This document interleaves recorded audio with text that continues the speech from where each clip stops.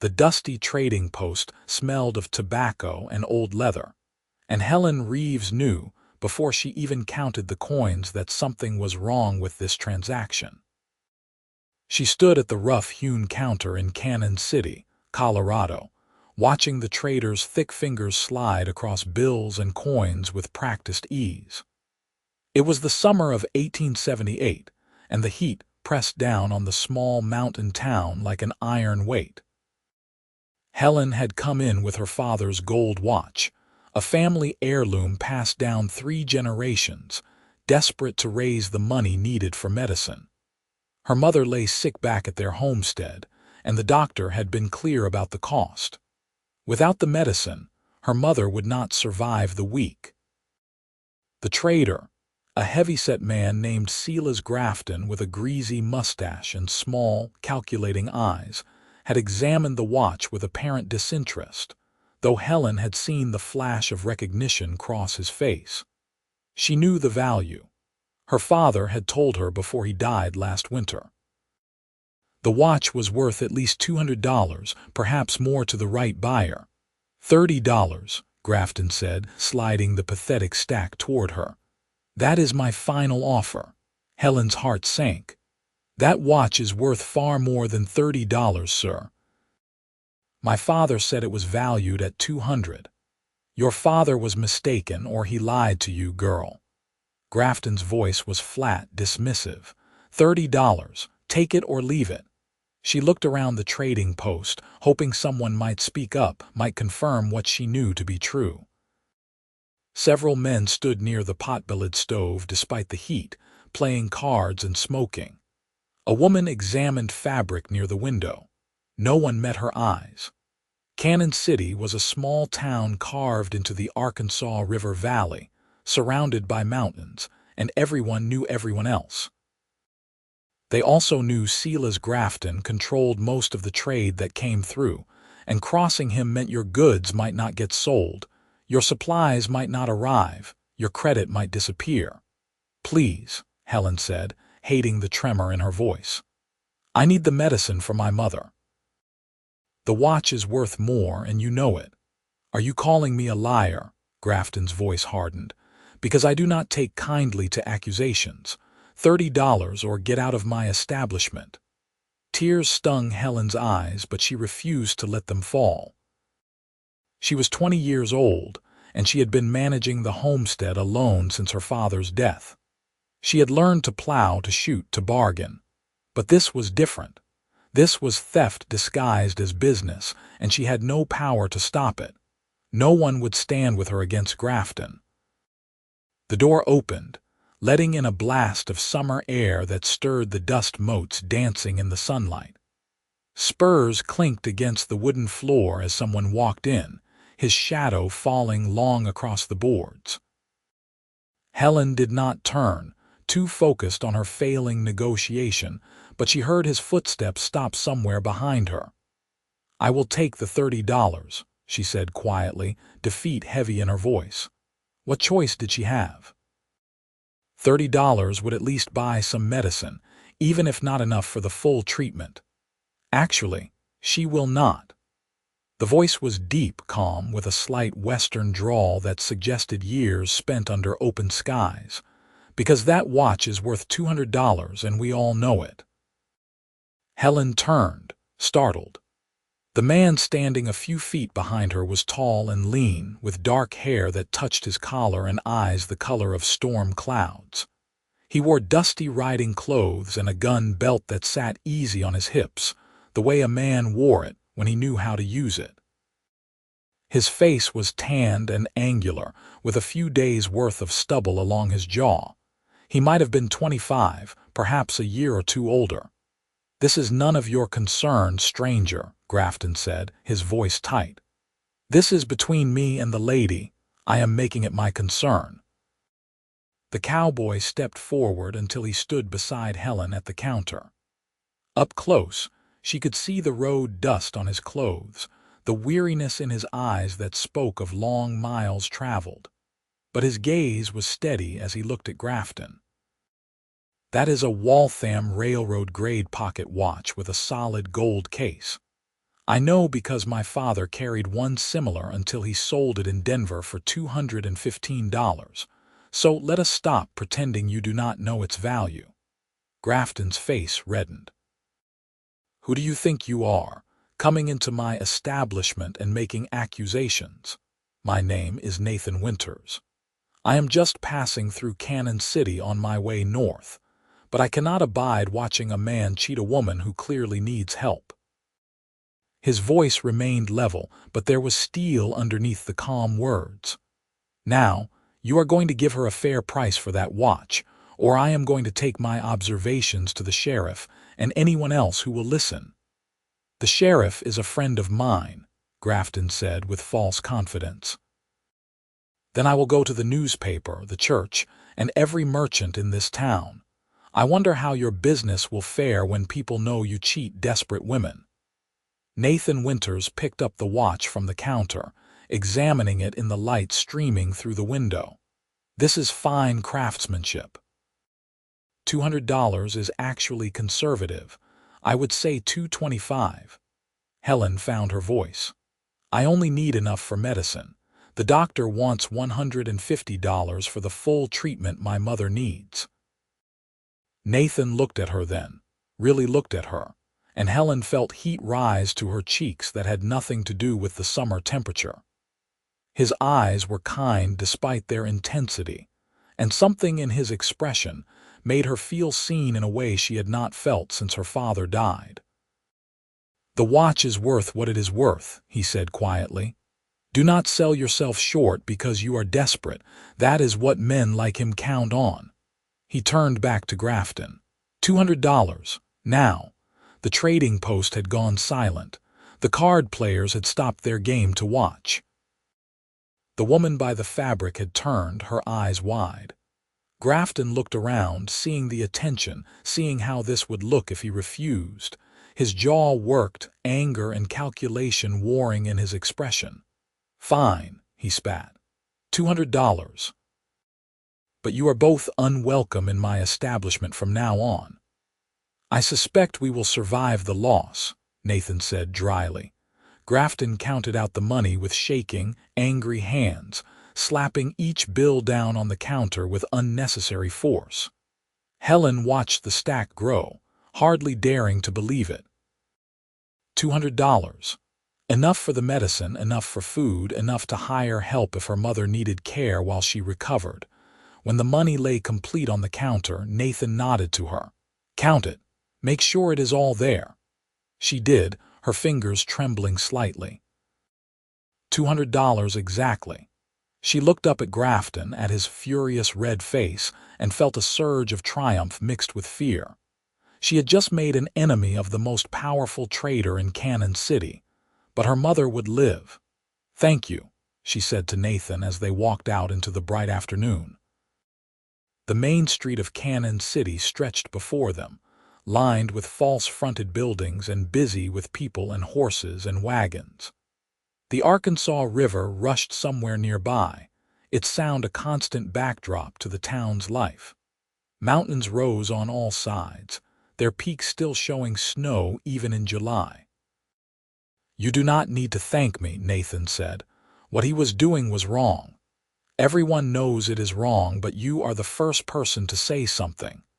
Helen clutched the money in her hand, feeling its weight, its promise. "I do not even know how to repay you. There is nothing to repay. I did what anyone should have done." He paused on the wooden sidewalk, his eyes scanning the street with the automatic caution of a man used to trouble. "You said your mother is sick." "Yes. She has pneumonia. It started as a summer cold but got worse. The doctor says without medicine, she will not make it." Helen realized she was talking to a complete stranger about her private troubles, but something about Nathan Winters made her feel safe. "Our homestead is about 5 miles north of town. I came in as soon as I could." "You should not ride back alone with that much money. These roads can be dangerous." Nathan adjusted his hat against the sun. "I would be happy to escort you if you would accept the company." Helen knew she should be cautious. He was a stranger after all, and she knew nothing about him. but he had just stood up for her when no one else would, had risked making an enemy in a town where he claimed to be just passing through, and something in his eyes, in the quiet strength of his presence, made her trust him. "I would appreciate that," she said. "My horse is at the livery stable. I need to get the medicine first, though. The doctor's office is just down the street." They walked together to the small office where Dr. Hartwell practiced. The elderly doctor was relieved to see the money, and he quickly prepared the medicine Helen's mother needed, along with careful instructions for its administration.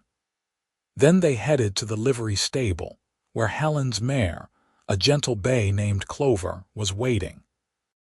Nathan's horse was a tall buckskin gelding with intelligent eyes, and the look of an animal that had traveled many hard miles.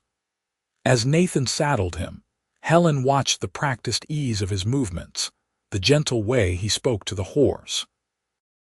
Everything about him suggested a man who lived his life on the move, a drifter perhaps, or a cowboy following work from ranch to ranch. "Have you been traveling long?" she asked as they rode out of Cannon City, following the road north along the river. "Most of my life," Nathan admitted. "I grew up on a ranch in Texas, but my parents died when I was 17. Fever took them both within a week of each other. After that, I just started moving. Worked cattle drives, hired on at ranches, took whatever work I could find, been doing it for 8 years now." "That sounds lonely," Helen said softly. "It is." He said it simply, without self-pity. "But it is what I know. What about you? Have you lived here long?" "All my life. My parents homesteaded here 15 years ago when Cannon City was barely more than a few buildings. My father built our house with his own hands, broke the land, planted the crops. He died last winter. A horse spooked and threw him. He hit his head on a rock." The familiar ache of grief tightened her chest. "It has just been my mother and me since then. And now she is sick, and I am terrified of losing her too." "You will not lose her," Nathan said with quiet conviction. "You got the medicine, you fought for it. That takes courage. I did not fight. You did. You went in there knowing what you needed and what the watch was worth. You stood your ground as long as you could.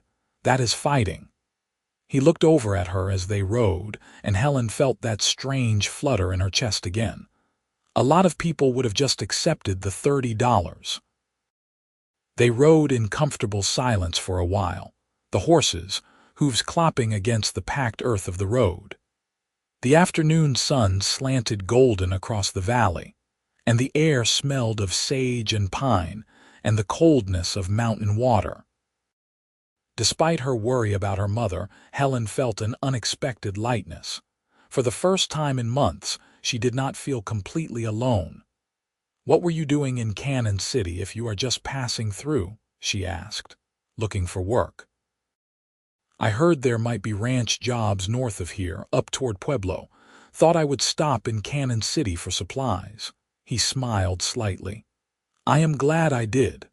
"So am I," Helen said, and meant it. Their homestead appeared as they crested a low rise. A simple but sturdy house with a barn and a few outbuildings, fields stretching green around it.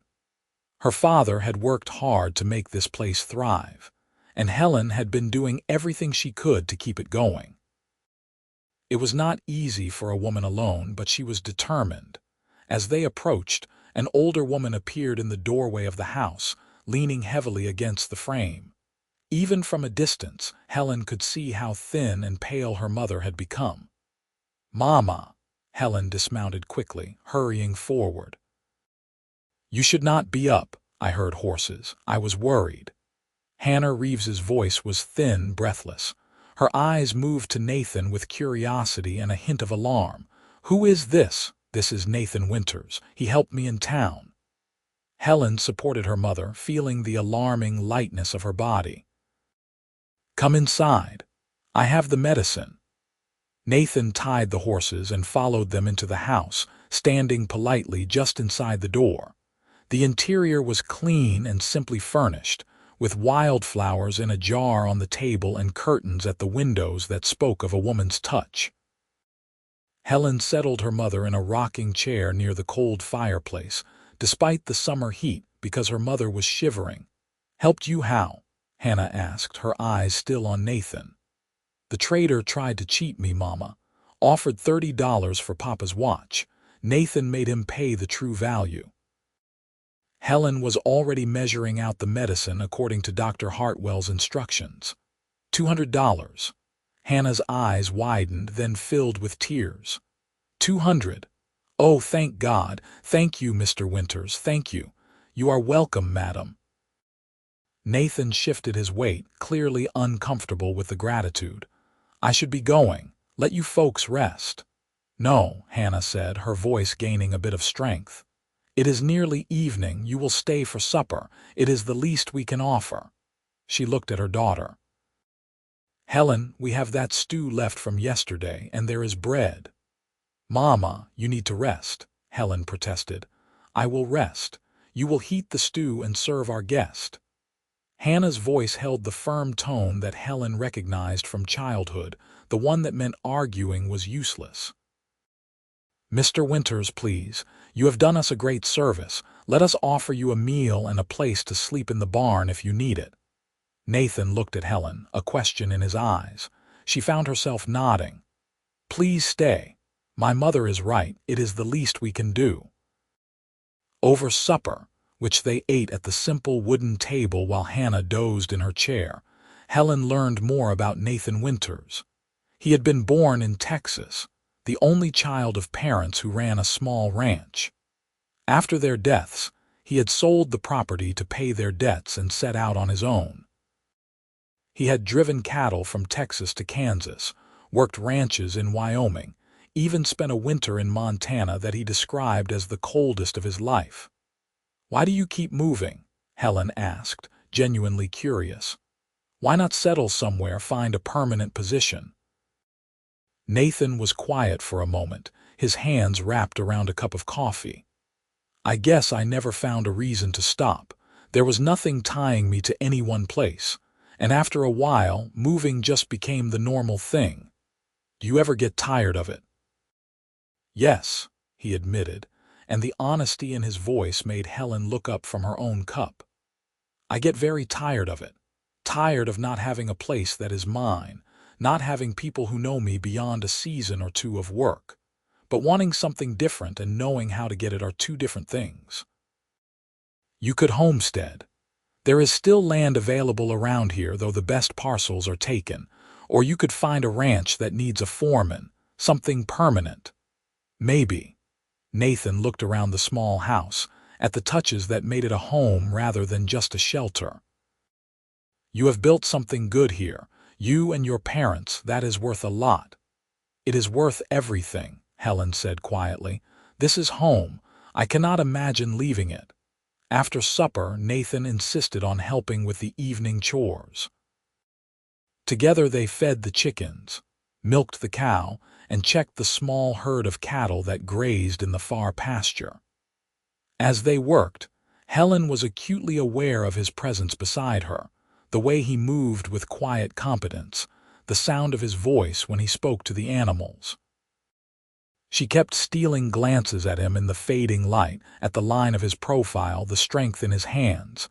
This was foolish, she told herself. He was a drifter, a man who had already said he was just passing through. There was no point in feeling this pull toward him, this warmth that spread through her chest when he smiled. He would be gone by morning, and she would never see him again.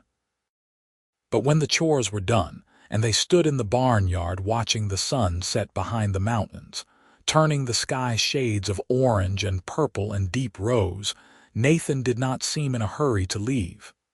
"Your mother seems a bit stronger already," he said. "The medicine must be helping." "I hope so. I cannot lose her." Helen wrapped her arms around herself, though the evening was still warm. "She is all I have left.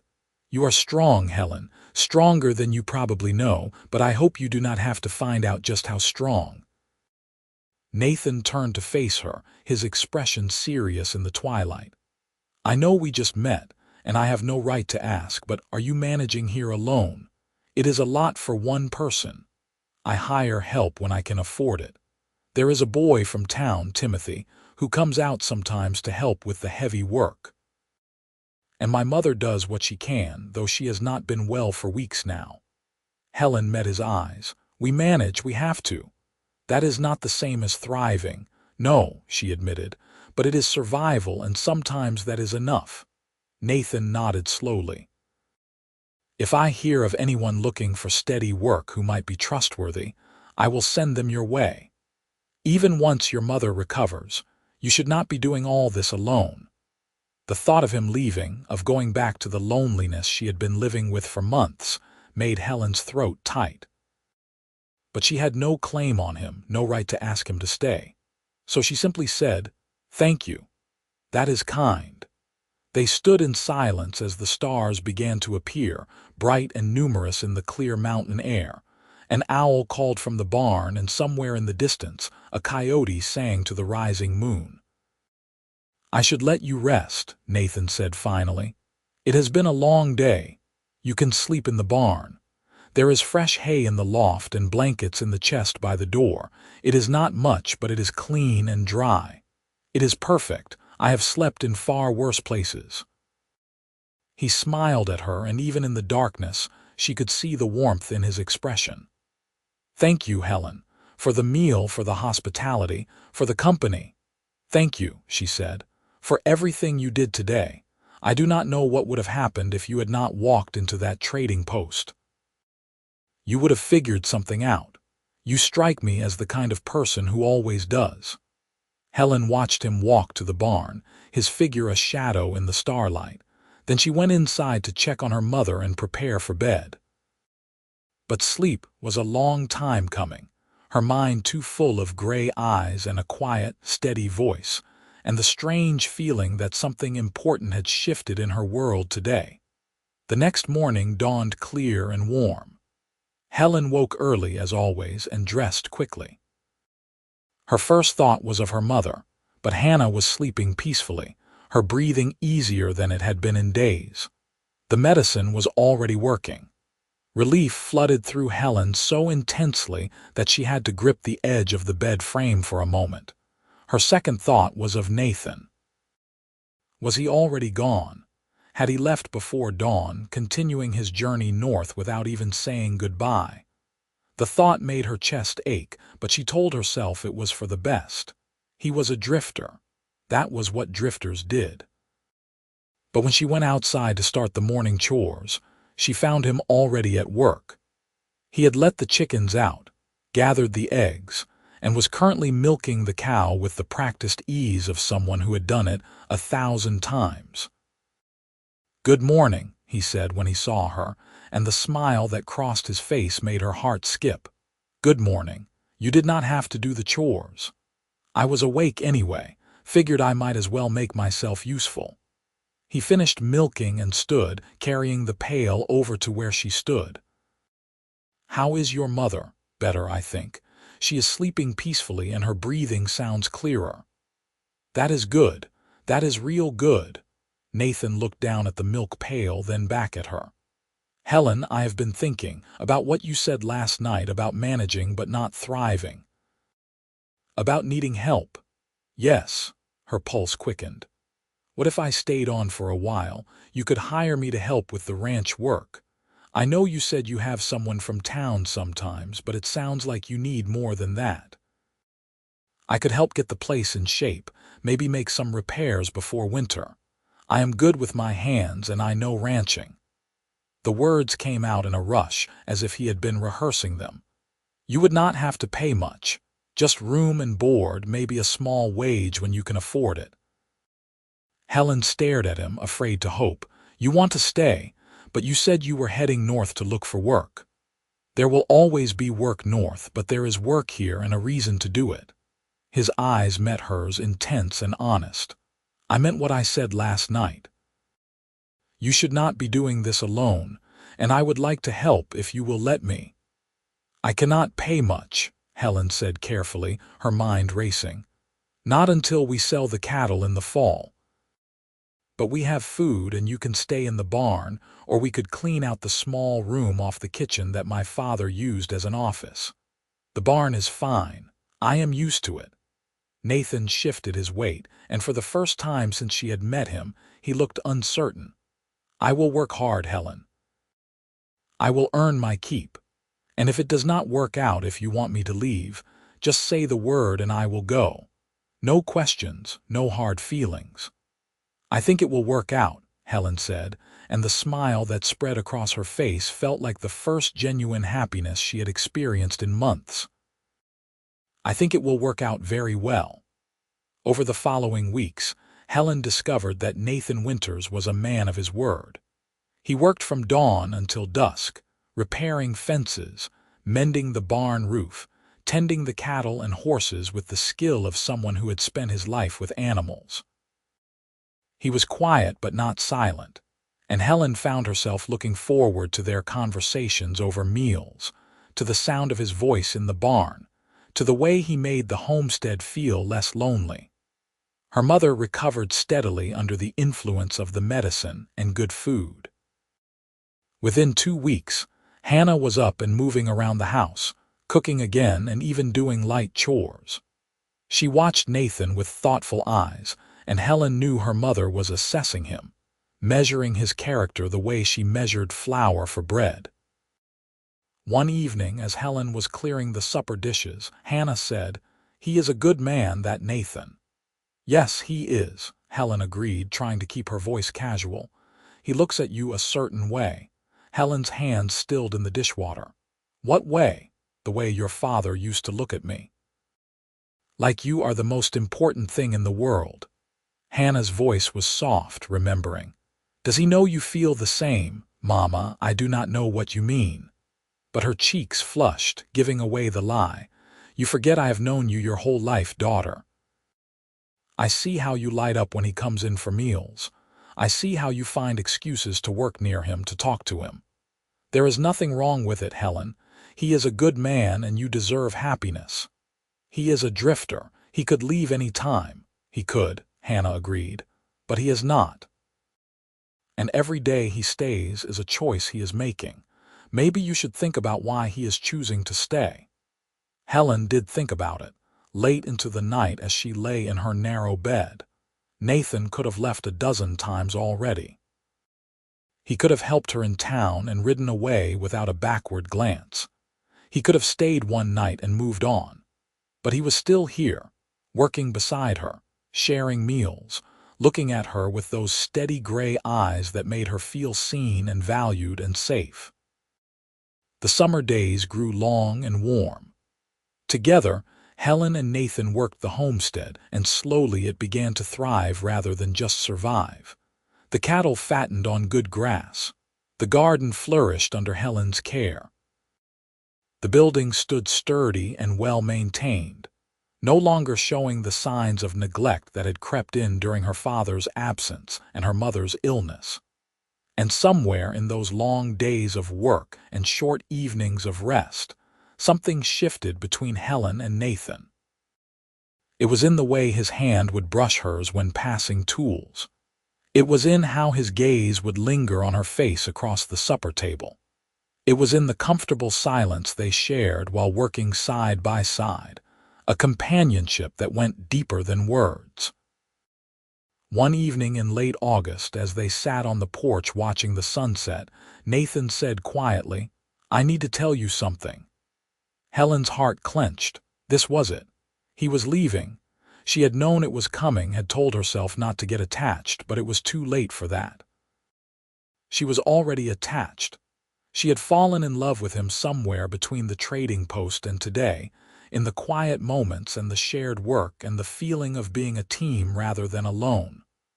"All right," she said, trying to keep her voice steady.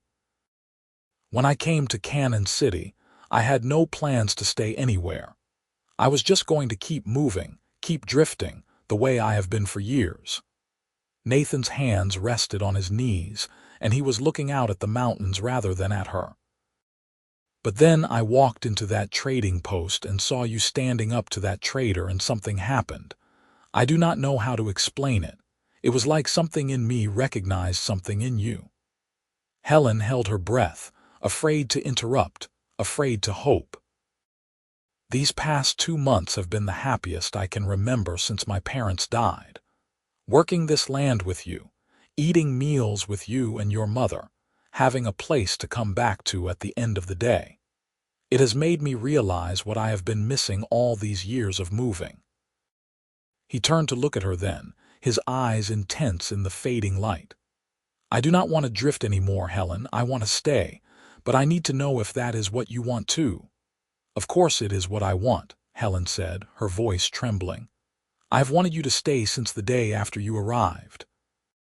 But I was afraid to say it, afraid you would feel trapped or obligated. I would never feel trapped here. This place with you, it is the freest I have felt in years." Nathan reached out and took her hand, his calloused palm warm against hers. "I am in love with you, Helen Reeves. I think I started falling the moment I saw you standing your ground in that trading post, and every day since has just made me more certain. You are strong and brave and kind, and I would be honored if you would let me stay, not just as a hired hand, but as something more." Tears spilled down Helen's cheeks, but they were tears of joy. "I love you too, Nathan. I was so afraid you would leave, that you would get restless and need to move on. I tried not to fall in love with you, but I could not help it. Then do not help it. Let yourself fall and I will catch you. I promise." Nathan stood and pulled her gently to her feet, his hands framing her face as he looked down at her. "I want to build a life with you if you will have me. I want to help you run this homestead, make it something your father would be proud of. I want to wake up every morning and know I am home." "Yes," Helen whispered. "Yes to all of it." When he kissed her, it was gentle and sweet and full of promise. Helen wrapped her arms around his neck and kissed him back, pouring all her hope and love and relief into it. This man had walked into her life when she needed someone most, and he had stayed. He had chosen her, chosen this place, chosen to stop running and start building. From inside the house came the sound of gentle applause. They broke apart to see Hannah standing in the doorway, a wide smile on her now healthy face. "About time," she called. "I was beginning to think I would have to lock you two in the barn together." They both laughed, and Nathan kept his arm around Helen's waist as they walked toward her mother. "Mrs. Reeves, I would like to ask your permission to marry your daughter. I know I do not have much to offer besides hard work and a promise to love her and care for her all my days, but I swear I will do right by her. Young man, you have already proven your worth. You stood up for her when no one else would. You have worked yourself near to exhaustion fixing up this place, and you look at her like she hung the moon." Hannah's eyes were misty. "You have my blessing and you have my gratitude. Welcome to the family, Nathan." They were married in late September, in the small church in Cannon City, with the minister officiating and Hannah weeping happy tears in the front pew. A few neighbors attended, people who had come to know and respect Nathan during his time on the Reeves homestead. Even Dr. Hartwell came, pleased to see Hannah fully recovered and delighted by the romance that had bloomed from that desperate day when Helen had come seeking medicine. Conspicuously absent was Silas Grafton, though Nathan had made a point of stopping by the trading post to invite him. The invitation was more of a statement than a genuine welcome, a way of showing the trader that he had not intimidated them, that they had thrived despite his attempt to cheat them. Their wedding night was spent in the house that was now truly theirs, with Hannah discreetly retiring early to give them privacy. Nathan carried Helen over the threshold of the room that had been her parents' and was now theirs, and they came together with tenderness and passion, sealing the promises they had made in the church. In the months that followed, the homestead continued to flourish. Nathan proved to be not just a hard worker, but a skilled rancher with ideas for improving their stock and expanding their acreage. Together, he and Helen made plans for the future, for more cattle, for better irrigation, for all the ways they could make the homestead not just survive but truly prosper. That winter was cold and snowy, but inside their small house, there was warmth and love and laughter. Hannah regained all her strength and took joy in watching her daughter's happiness, in seeing the way Nathan looked at Helen, in the gentle teasing and affection that flowed between them. Spring came with a rush of meltwater and new grass, and with it came news that Helen was pregnant. Nathan received the information with joy that bordered on awe, his hands gentle as he rested them on her still flat stomach. "A baby," he kept saying, wonder in his voice. "We are going to have a baby." "Are you happy?" Helen asked, though she could see the answer in his face. "Happy does not begin to cover it. Grateful, blessed, terrified," he laughed. "I am going to be a father. I do not know the first thing about being a father. You will learn. We will learn together." Helen took his hands in hers. "This baby will be so loved, Nathan, so wanted." That is what matters most. Their son was born in early winter, during the first snowfall of the season.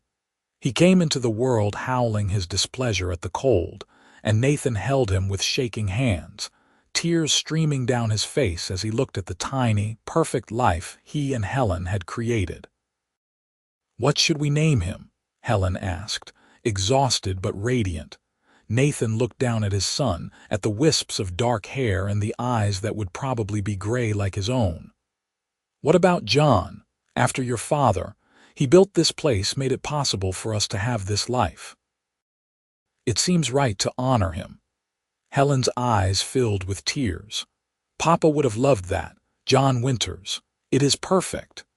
Hannah was a devoted grandmother, doting on little John and helping care for him while Helen and Nathan continued to manage the homestead. The baby thrived, growing strong and healthy, and the house rang with his cries and gurgles and, eventually, his laughter. 2 years later, a daughter joined the family. They named her Rose for the wild roses that grew along the edges of the property, the ones Helen's father had loved. Rose had her mother's dark hair and her father's eyes, and she was fierce and determined from the moment she drew her first breath. Life settled into a rhythm of work and family, of seasons turning and children growing. The homestead expanded as Nathan had envisioned, becoming one of the most successful small ranches in the area.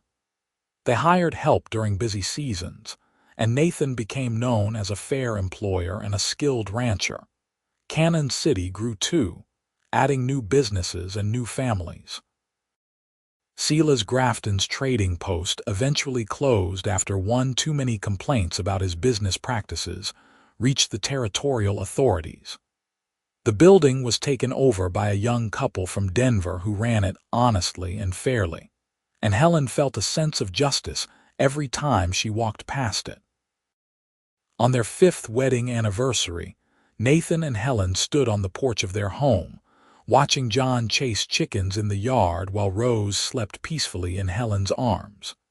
The mountains rose magnificent in the distance, snow-capped and eternal.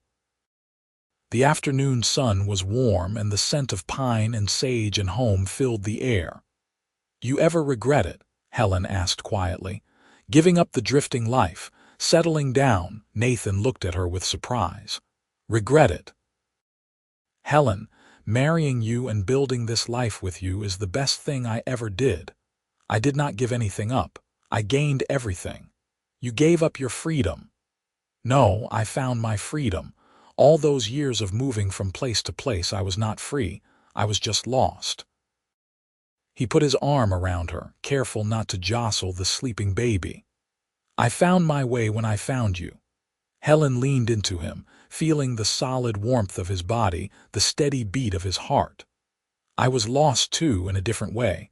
I had this place, but I felt so alone after Papa died. Like I was drowning and no one could see it. And then you walked into that trading post and everything changed. We saved each other, Nathan said simply. That is what love does. John came running up to the porch, his face flushed and happy. Papa, can we go check the horses, please? Nathan scooped his son up with easy strength, settling him on his hip. Sure, partner, let's go see the horses. You want to come, Helen? She looked at her husband, her son, the baby sleeping in her arms, the land spreading out around them that was theirs, that they had built together through hard work and love and faith in each other. This life, these people, this moment was everything she had needed when she stood in that trading post 5 years ago, desperate and alone. Yes, she said, smiling. I want to come. They walked together across the yard, a family, whole and happy and home. The afternoon sun painted everything gold, and in the distance, a hawk called out as it circled above the mountains. The homestead stretched around them, thriving and beautiful, a testament to what could be built when two people chose to stand together. Nathan had stopped drifting, and Helen had found the partner she needed. Together, they had created not just a successful ranch, but a home filled with love and laughter and the kind of deep contentment that came from building something meaningful together. Years continued to pass in the good way that they do when life is full and rich. John grew tall and strong, learning ranching from his father with an eagerness that made Nathan's chest swell with pride. Rose proved to be as fierce and determined as she had seemed from birth, insisting on learning everything her brother learned, refusing to be left behind because she was a girl or younger. Hannah lived to see both her grandchildren grow, to teach Rose how to bake bread the way she had taught Helen, to tell John stories about his grandfather and the early days of the homestead. She passed peacefully one spring morning, surrounded by the family she loved, content in the knowledge that her daughter was happy and secure. They buried her on a hillside overlooking the homestead, next to where Helen's father rested. Helen grieved, but it was the grief of someone who had been blessed with time, who had gotten to say goodbye, whose mother had lived to see her happiness. Nathan held her through the tears and the memories, steady and strong, the way he had been from the day they met. More children came, another son and another daughter, until the house that had once felt empty with just Helen and her dying mother now rang constantly with noise and life. Nathan built an addition to give everyone more room, and the homestead continued to grow and prosper. On their 20th wedding anniversary, Nathan took Helen on a trip to Denver, leaving the children in the care of their capable eldest son and the hired hands who had become like family. It was Helen's first time in a real city, and she was overwhelmed by the noise and the crowds and the sheer size of everything. But what mattered was being with Nathan, walking hand in hand down busy streets, staying in a hotel room that felt impossibly fancy, having his undivided attention without children or chores or responsibilities pulling them in different directions. On their last night in the city, as they sat in a restaurant eating food they had not had to cook themselves, Nathan reached across the table and took her hand. 20 years, he said. 20 years since I walked into that trading post and saw you standing up to that trader. It feels like yesterday and forever ago at the same time. 20 years of hard work and crying babies and drought summers and harsh winters, Helen said with a smile. 20 years of the best life I could have imagined. We have built something good, have we not? Nathan's thumb traced circles on her palm, a familiar gesture that still sent warmth through her. Not just the ranch, but the family, the life, all of it. We have built something extraordinary, Helen agreed, and it started because you were brave enough to speak up when no one else would.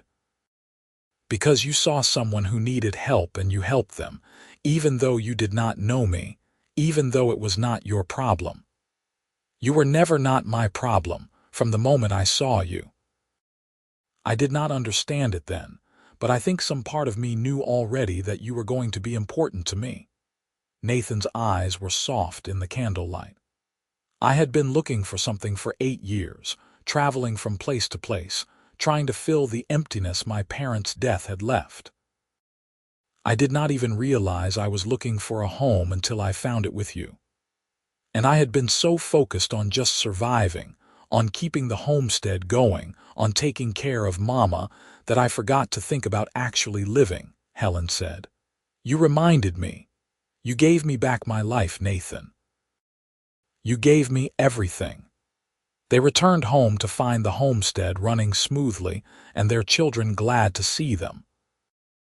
Life resumed its normal patterns, but something had deepened between Helen and Nathan during those few days away. A renewed appreciation for what they had built together and the love that had made it all possible. The years rolled on. John married a woman from a neighboring ranch, a practical, kind woman who loved him with the same steadiness his father loved his mother. They built a house on the far edge of the property and began their own family.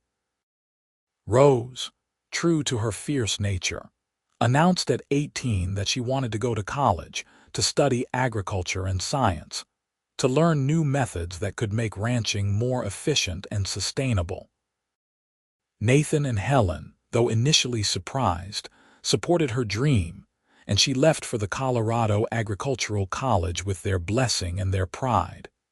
Their younger children grew and found their own paths, some staying close to home, others venturing further. But they all carried with them the values their parents had taught them through example: hard work, integrity, standing up for what was right, and the importance of love and family. Nathan and Helen grew older together, their hair graying, their faces lining with the marks of years spent outdoors in all weathers. But their love remained constant, the bedrock upon which everything else was built. They still sat on the porch in the evenings, watching the sun set behind the mountains, hands clasped together, comfortable in the silence that came from knowing each other completely. On their 40th wedding anniversary, surrounded by children and grandchildren, and even a few great-grandchildren, Nathan stood to make a toast. His hair was white now, his face deeply lined, but his eyes were still that same steady gray, and when he looked at Helen, they held the same love they had 40 years before. 40 years ago, I walked into a trading post in Cannon City without a plan or a purpose beyond getting supplies. And I walked out with a purpose that has guided every day since. I saw a woman who needed someone to stand with her, and standing with her changed my life. His voice was steady, carrying to every corner of the crowded room. "Helen, you have been my partner, my love, my home for 4 decades. You gave me children and grandchildren, a ranch to be proud of, and a reason to stop running and start building. Every good thing in my life started the day I met you." Helen stood, her own eyes bright with tears, and raised her glass. "And every good thing in my life became better when you decided to stay. You could have ridden away that first morning, continued your journey north, and I would have been just another person you helped along the way. But you stayed, and you kept staying, and you turned a struggling homestead and a lonely woman into a thriving ranch and a happy family. I love you, Nathan Winters. I have loved you for 40 years, and I will love you for whatever time we have left." The room erupted in cheers and applause, and Nathan pulled Helen close and kissed her, not caring that their children and grandchildren were watching, not caring about anything except the woman in his arms who had been his compass and his home for 4 decades. That night, after everyone had left or gone to bed, Nathan and Helen walked slowly to the hillside where Hannah and Helen's father were buried. The stones were weathered now, but still clearly marked. They stood together in the starlight, looking down at the graves and then out over the land that spread below them. "Do you think they would be proud?" Helen asked quietly. Of what we have built here. I know they would be, Nathan said. Your father worked his whole life to establish this place, to give you a foundation. And we have not just maintained it, we have grown it, made it something that will last for generations. And your mother got to see you happy, got to know our children. What more could parents want? Helen leaned against him, drawing strength from his presence the way she had for 40 years.